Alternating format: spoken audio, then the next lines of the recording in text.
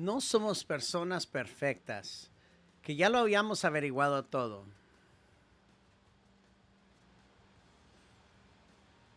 Y pensamos, ¿cómo personas imperfectas como nosotros pueden ser más como nuestro Salvador Jesús, que es perfecto?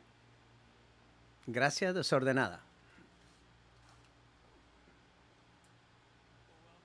Bienvenidos a todos, qué bueno estar acá con ustedes. ¿Le podemos dar gracias a los músicos el día de hoy?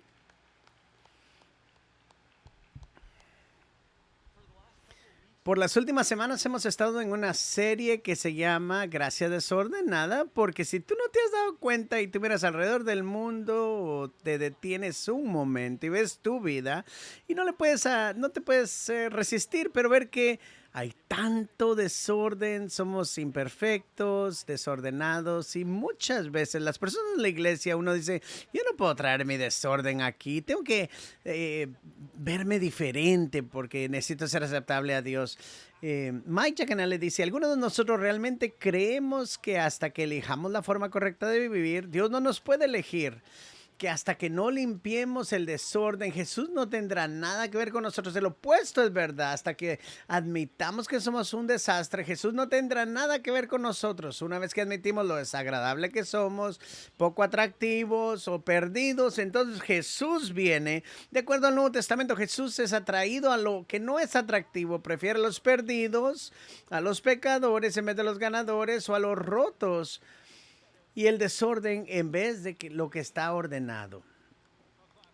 Así que vamos a aplaudir por eso. Si tú te sientes como que tu vida está desordenada el día de hoy, si te sientes quebrantado, no terminado, estás en el lugar correcto, porque la iglesia es un lugar para tener una comunidad de personas desordenadas donde encontramos gracia en un lugar desordenado. En las últimas semanas le hemos estado diciendo una y otra vez es que la gracia de Dios te puede encontrar en tu lugar desordenado. Y hemos estudiado eso las últimas semanas, estudiando una carta en la Biblia que se llama Corintios. Es en la segunda parte de la Biblia, en el segundo en el Nuevo Testamento, y es una carta escrita por Pablo y Sóstenes a un grupo de cristianos como 23 años después de que Jesús murió y resucitó.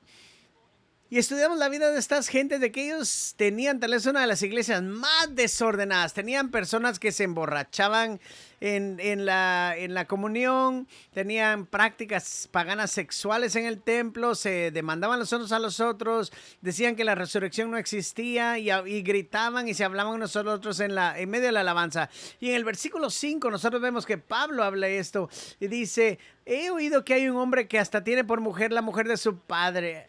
Hasta los que buscan a Dios no aceptan eso.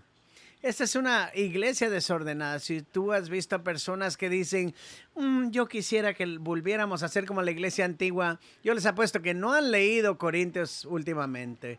Y aún así, Dios tiene un propósito para esta iglesia desordenada y nosotros hemos aprendido que solo sucede por la gracia de Cristo. Y lo mismo es el día de hoy. No importa qué tan mal ha sido tu vida, la gracia de Dios puede estar contigo. Y la semana pasada vimos cómo ellos trataban de encontrar cómo era la iglesia en este conflicto. Vimos de que leímos en la escritura que las personas estaban haciendo sus grupos. Unos decían, yo sigo a Pablo, yo sigo a Apolo, yo sigo a Cefas. Y otros eran así como muy especiales y hasta decían, yo sigo a Jesús. En el versículo 10 decimos eso y Pablo apela a ellos. Les apela a ellos no en su propia autoridad, pero les dice, yo apelo a ustedes en la autoridad del nombre de Jesucristo. Dejen de hacer eso. Tienen que estar de acuerdo los unos a los otros, que no hagan divisiones entre vosotros, sino estéis enteramente unidos en un mismo sentir y un mismo parecer. Él les dice, no abandonen el evangelio, para irse por una personalidad humana. No abandonen cada uno de sus hermanos o hermanas dividiéndose en subgrupos étnicos o subgrupos políticos o subgrupos teológicos. No reemplacen la verdad, que es el centro de la fe, con el desempeño religioso. Quédense unidos. Y vamos a estudiar exactamente donde nos quedamos la semana pasada, en 1 Corintios 1:18. Y vamos a leer hasta el capítulo 2:5. Y vamos a ver que Pablo hace un caso para estar unidos. Pablo va a hablar de 3 verdades. ¿Por qué es que no hay lugar para división o orgullo en la iglesia de Cristo? Y miren, y él lo que dice es dando 3 verdades. Y yo las voy a sumarizar acá. Aquí están las 3 versiones por si están tomando notas. No podemos ser orgullosos ni separados porque somos basados por un símbolo miserable. Somos pueblo débil y hay una predicación tambaleante. Símbolo miserable, pueblo débil y predicación tambaleante. Y cuando entiendes esto, te das cuenta que no debemos de tener orgullo aquí en la iglesia o división en la iglesia. Vamos a empezar nuestro estudio con el símbolo miserable.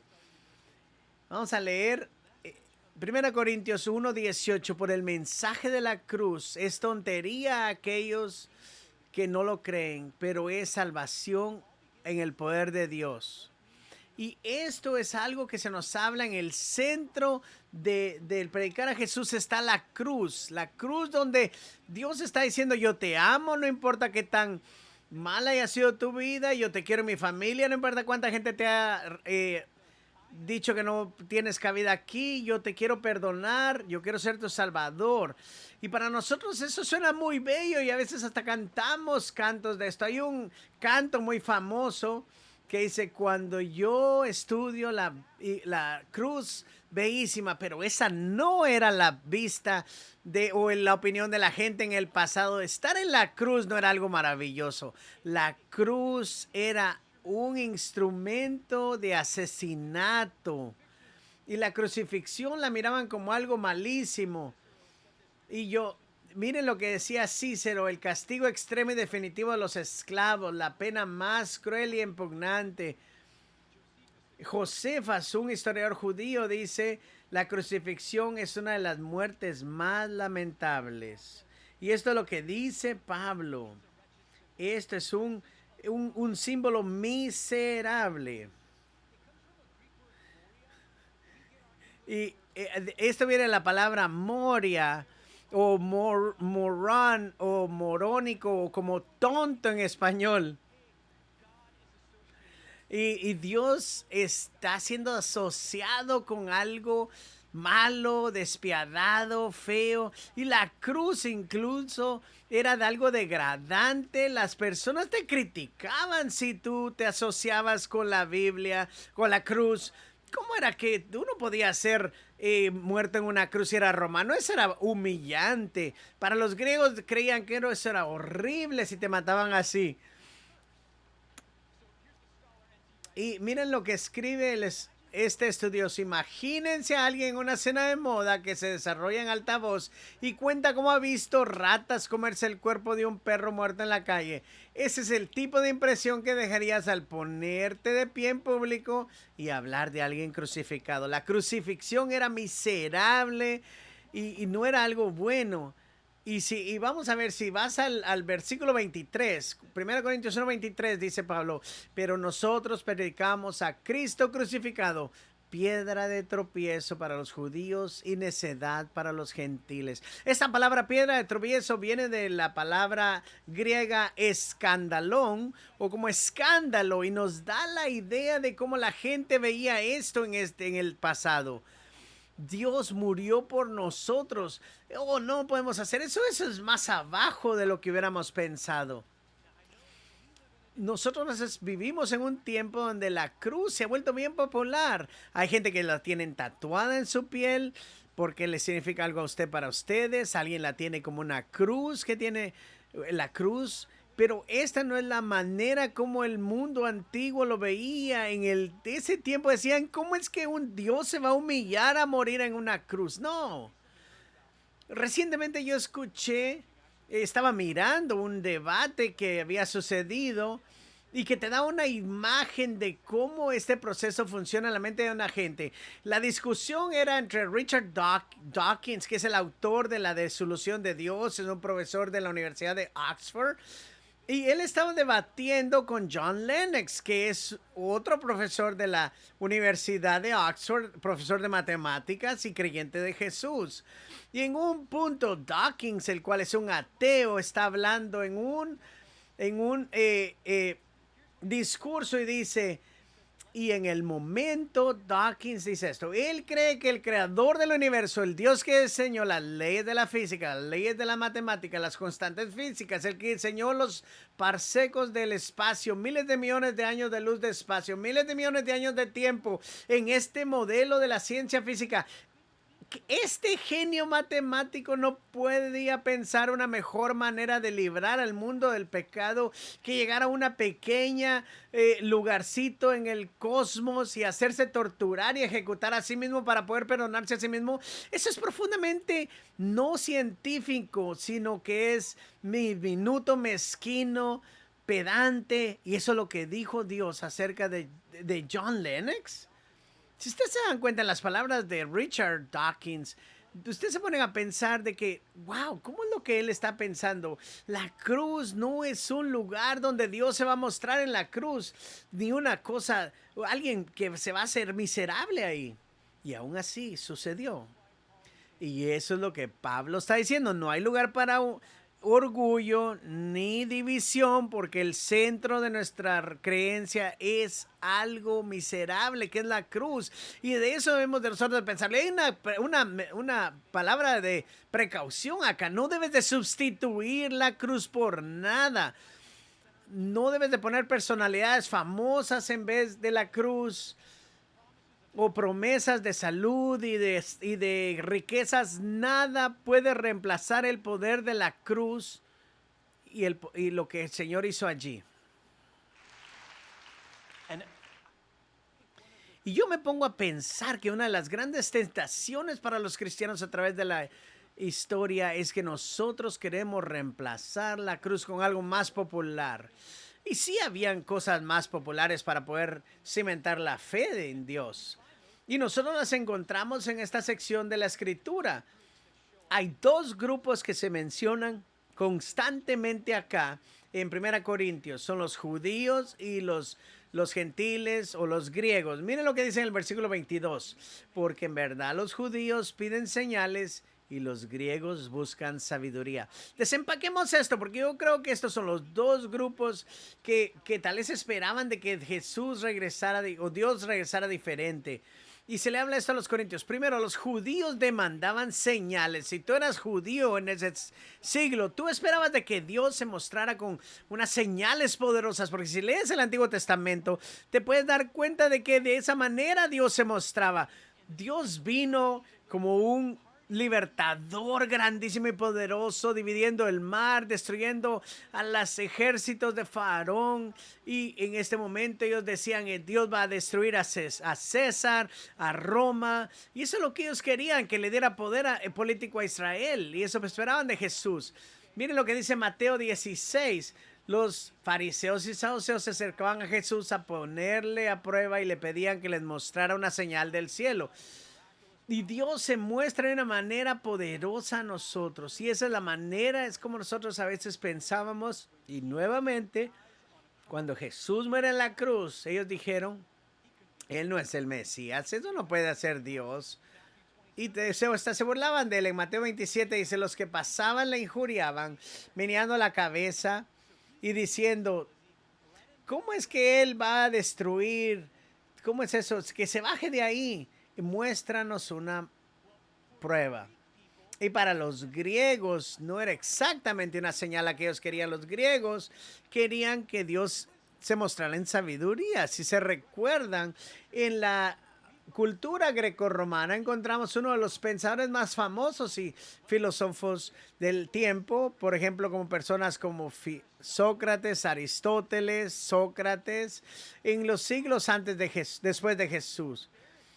Y para ellos morir en la cruz era algo bárbaro, algo impensable. Y para los griegos el razonamiento era el centro del universo. Esto de la cruz nunca puede ser verdad. Y entonces, si estabas en la iglesia de Corinto, tú puedes decir, ¿cómo vamos a hacer esto en la manera de nuestra vida? O vamos a hacer esto de sabiduría o de la gran filosofía. Y él decía, no, esto no es lo que yo les estoy diciendo. Nosotros predicamos a Cristo crucificado. Las personas judías no lo esperaban, pero ese es nuestro anuncio de que la cruz es la manera en cómo conocemos a Dios. Y Enti escribe esto. Las buenas noticias cristianas se tratan de Dios muriendo en un montón de basura en el extremo equivocado del imperio. Se trata de Dios balbuceando tonterías de una habitación llena de filósofos. Se trata del verdadero Dios que se enfrenta al mundo de las poses, el poder y el prestigio y derrota para establecer su reino. El reino de los débiles y los insensatos se encuentran en sí mismos tan bienvenidos como los fuertes y sabios, sino más. Así que, y esta es la filosofía que nosotros vemos, no son las señales milagrosas, es el mensaje de un criminal en una cruz miserable, y esto se volvió una piedra de tropiezo en este tiempo. Quiero tomar un tiempo para decirles de que la cruz a veces continúa siendo un tropiezo para nosotros, y debemos de darnos cuenta de esto. Y déjenme decirles un ejemplo. Yo creo que la cruz puede ser una piedra de tropiezo mientras que le queremos predicar a gente acerca de Jesús con los que son de un trasfondo musulmán. Jesús era considerado un buen profeta. Su nombre es Isa y en el Corán habla acerca de Isa. Y Jesús en el Corán, él es un profeta que habló, que se habla más de él aparte de Mohammed. Es altamente venerado y respetado. Pero una de las cosas en el Corán, ellos no les gusta la cruz, porque ellos no creen que el profeta de Alá podía ser derrotado en una cruz. ¿Cómo es que Alá pierda al hombre y luego sea asesinado? Y por eso ellos dicen que Jesús no murió en la cruz. Dice ellos, Jesús no murió en la cruz. Tal vez era una ilusión que para engañar a los líderes. El Corán incluso dice en Sura, el verso 157, aquí dice acerca de Jesús, y lo mataron, ni causaron su muerte en la cruz, sino que lo hizo aparecer como tal. Les comparto esto porque tú tienes la oportunidad con tus vecinos y tu familia y tus amistades que vienen de un trasfondo musulmán de compartir que la vergüenza que Jesús compartió en la cruz fue un eclipsado por la gloria que encontró en el Cristo resucitado después de la muerte y vencerla. Y vemos que Jesús encontró más grande gloria por Dios muriendo en la cruz que evitando la muerte. Y eso aún ha sido una piedra de tropiezo. De la otra manera que yo veo esto es en nuestra cultura americana, en las iglesias, uno dice, oh, yo ya averigüé cómo la humanidad debe de funcionar. Y nosotros tenemos dos vistas. Nosotros decimos, Dios es misericordioso o Dios es justo. Y no estoy seguro que la Biblia dice esto, pero ¿qué es lo que ellos están diciendo? Dios es misericordioso. La gente dice, todos son bienvenidos. Hey, Dios, vengan. Dice Dios, vengan todos. No importa qué has hecho, todos son salvos. ¿Por qué necesitaríamos una cruz si todos fueran salvos? Bueno, si la gente que habla acerca del Dios es justo no aguanta eso. No, eso no tiene sentido. Seamos más realistas.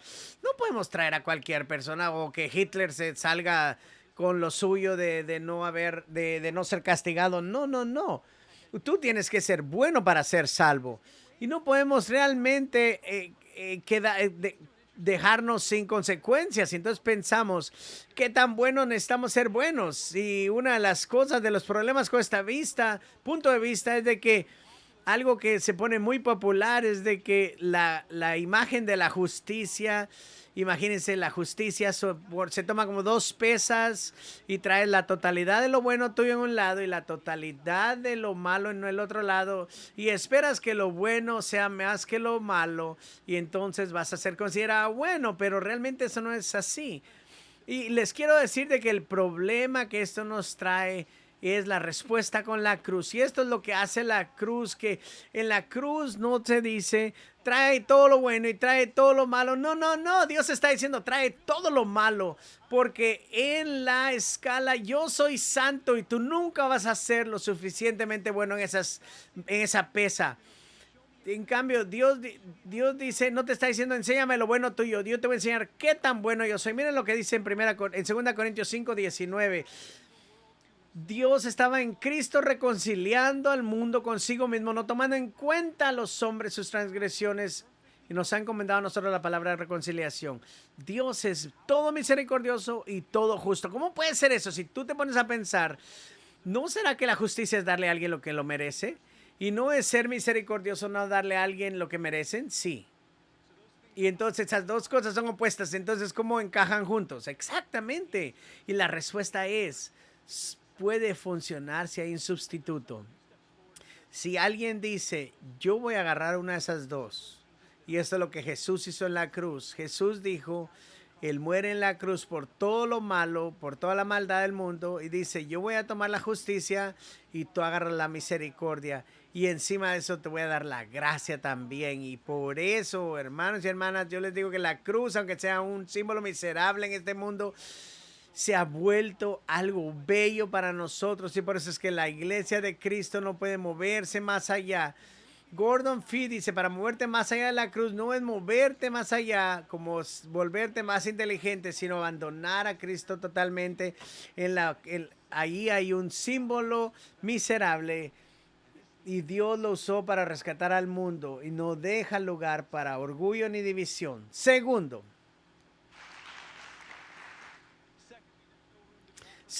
no hay lugar para ver las enseñanzas acá. Y vemos de que hay un grupo de gente débil. Miren lo que dice Pablo. Pues considerad, hermanos, vuestro llamamiento. No hubo muchos sabios conforme a la carne, ni muchos poderosos, ni muchos nobles. Y miren, cuando Dios escogió hacer esta iglesia en el primer siglo, creció de una manera tan increíble. Una de las razones por las cuales creció es porque habían personas que habían esclavos, mujeres. A los niños les mostraron dignidad en la iglesia, agarraban a los niños que los habían tirado y los adoptaban. Y los importantes decían, no, no, no, tú puedes venir también. Dios escogió gente que estaba como en las orillas de todo esto. Miren, por ejemplo, yo me recuerdo cuando yo estaba en la primaria, mi tiempo favorito en la escuela era el almuerzo. Y a mí me encantaba jugar fútbol. Y lo hacíamos hasta que sonaba la campana. Y siempre teníamos la misma estrategia para preparar los equipos. Los dos más atléticos, ellos son los capitanes. Y ellos escogen a los del equipo, quién eran los más fuertes y agarraran la pelota eran primero. Los que corrían más, aunque no agarraran la bola, eran los segundos. Y luego agarramos los que estaban bien altos, que podían bloquear, y después de ellos agarraban los que eran los lentos pero coordinados, luego los que no eran coordinados, y así era como escogíamos. Y yo les digo porque así es como funciona nuestro mundo, pero Dios y su iglesia funcionan opuestamente. Su reino lo hace así. Miren cómo lo hace el reino de Dios. Primero, dame a todos los que son lentos. Bueno, denme los débiles. ¿Dónde están los débiles? Vengan para acá. Yo quiero los que no tienen coordinación. Y Dios escoge a todos los que el mundo no escogería. Y dirían, qué tonto agarrar a esos. Bueno, agarraría a estos que creen que tienen talento. Esos también. Pero una de las cosas que nosotros debemos de recordar es que Dios construye su fe y su reino de algo miserable que es la cruz. Y de gente débil. Y a veces nosotros decimos, si solamente tuviéramos más gente en poder o más celebridades, tal vez eso resolvería todo. Yo no sé si tú tienes ese sentimiento. Hay veces que vemos gente en Hollywood que dice, yo sigo a Cristo, y uno dice, wow, sí, ya tenemos a esa persona. Esa va a ser la respuesta. Y ponemos a esa persona en un pedestal. ¿Y qué pasa cuando esa persona está en un pedestal? No, se van a caer de algún día a otro. ¿Por qué? Porque ellos son desordenados. Y no estamos hechos a ser así, sino tenemos que estar juntos, agarrados en la cruz. Nosotros no podemos tener orgullo ni división porque la iglesia no fue hecha en influencia por gente famosa. Hay algunos de ellos, pero me encanta lo que dice Pablo. Dice, no hay muchos de ellos. No hay muchos de estas personas. En los años 1700 había una señora, se llama Selena Hastings. Era una condesa inglesa. Se le llamaba la señora Huntington. Ella venía de una familia noble y ella estuvo escuchando el mensaje en George Wesley, en George Whitley, y su vida dio la vuelta y comenzó a seguir Jesús y comenzó a dar su dinero, a ayudar a los vulnerables. Y una de las cosas que ella decía es, yo le debo mi salvación a la palabra M. Porque el apóstol Pablo dice, no, muchos eran nobles, no habían muchos de nacimiento noble. Esos muchos eran los que se refería. ¿Por qué era eso? Miren lo que dice el versículo 27 y 28. Sino que Dios ha escogido lo necio del mundo para avergonzar a los sabios. Y Dios escogió lo débil del mundo para avergonzar lo fuerte. Y lo vil y despreciado del mundo ha escogido Dios lo que no es para anular lo que es. ¿Por qué? Para que nadie se gloríe. Y una de las cosas que Dios utiliza a lo bajo para enseñarle al mundo humildad. El apóstol Pablo luego escribe, pues en vosotros en otro tiempo no eras pueblo. O sea que no eran nadie, pero ahora eres el pueblo de Dios. Pero no depende de ti al final. Y hay una verdad que debemos de escuchar, de que a veces no hemos de hacer héroes o celebridades en la iglesia. Solo Jesús. Es tan increíble. Y si estudias cómo estaba la iglesia, cómo está la iglesia de Jesús, te vas a dar cuenta que no es en las áreas donde hay tantas celebridades o la mayor tecnología o los productos o cosas muy grandes. No, no, no. La iglesia de Cristo está creciendo muy drásticamente. En la última semana yo estaba viendo en la Enciclopedia Mundial Cristiana, Tom Johnson, que escribió esto. Él es un maestro de Gordon Conwell, el del seminario, y él dice que 77% de todos los evangélicos que viven en el sur global en el 2020. Este es un aumento de solo 7.8 en 1900. En los 1900, solo 7.8 eran los cristianos. Ahora son 77%. Esta realidad va en contra de la idea popular que los Estados Unidos es el hogar del evangelismo contemporáneo. ¿Y saben dónde es el lugar donde la gente ha llegado a Jesús? No es en Estados Unidos, es en África. Y las estadísticas dicen de que va a ser tal vez para el 2050 le va a haber de 1 billón de personas cristianas en África. La operación del mundo. ¿Saben ustedes que el grupo evangélico cristiano que ha crecido más en el 2020 es Irán? Era llamado el despertar iraní, un movimiento que fue construido sin propiedades ni líder y más que todo guiado por mujeres. Y esto es lo que ellos dicen, en los últimos 20 años más iraníes se han vuelto cristianos que en los 13 siglos anteriores. En 1979 habían 500 cristianos que venían de un trasfondo musulmán. Ahora hay cientos de miles y si no tal vez 1 millón de seguidores de Jesús. Y la segunda iglesia que está creciendo más es en Afganistán. Y la razón por eso es de que muchos cristianos vinieron de Irán a Afganistán a compartirles el evangelio. Si ustedes saben qué está pasando en Afganistán, hay muchos hermanos y hermanas que hemos de estar orando ahí.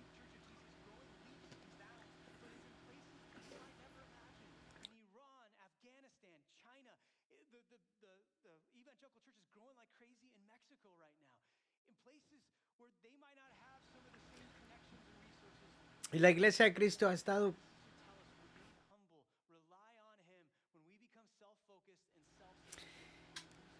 tenemos que estar siguiendo al Señor para seguirlo a Él. Y una cosa práctica que les quiero decir es, miren lo que dice a Corintios. Piensen lo que eran antes de ser llamados. Piensen lo que eran antes de ser llamados. Bueno, ustedes dirían, tal vez yo era un niño. Sí, puedes tener poder, puedes tener... No tenía riqueza, no sabías de todo, eras un niño. Ese es el espíritu que Dios quiere tener en ti. Para ustedes, tal vez era alguien que estaba perdido, confundido. A veces hablamos acerca de encontrar a Dios y tú encontraste a Dios cuando Dios te encontró a ti y utilizó a otra persona. Ese eras tú cuando fuiste encontrado. Y tal vez tú decías, yo estaba tan solo y Dios llegó conmigo en ese momento. ¿Y por qué es que Pablo nos dice? Mira lo que dice en el versículo 30.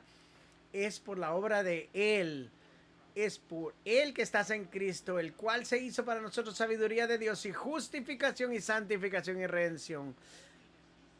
Él nos hizo santificados para Jesús. Él nos ha dado redención, nos quita el pecado y nos trae a su familia para que tal como está escrito, el que se gloríe en el Señor. Porque es que no podemos tener orgullo o divisiones, porque el centro de nuestra religión es un símbolo miserable, lleno de gente débil, para que compartan su sabiduría con el mundo.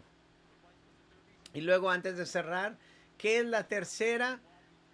Todo se viene a predicación tambaleante. Miren lo que dice en 1 Corintios 2, 1 al 3. Dice, cuando fui a vosotros, hermanos, proclamándoos el testimonio de Dios, no fui con superioridad de palabra o de sabiduría, pues nada me propuse saber entre vosotros, excepto a Jesucristo y este crucificado.